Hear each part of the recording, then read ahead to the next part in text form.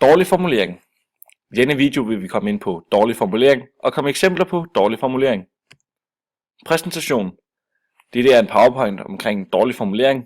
Vi vil komme ind på svag formulering, talesprogsvendinger, forstærkende biord og tomme ord.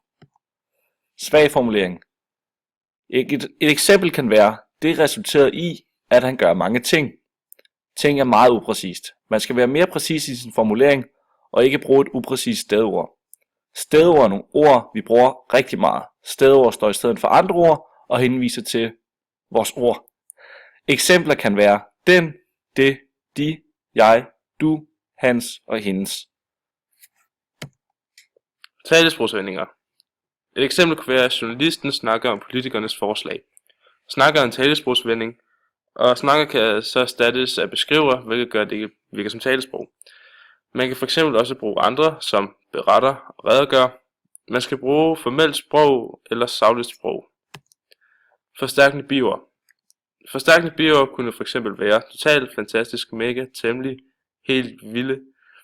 Betyder ikke rigtig noget og kan stadigvæk ændres i sætningen.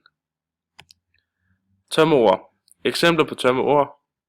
Bare, altså dybest set, ligesom, nemlig. Faktisk, man kan også roligt sige, i grunden, dette er fyldeord og betyder ikke rigtig noget for sætningen og kan dog bruges som styrkemarkør.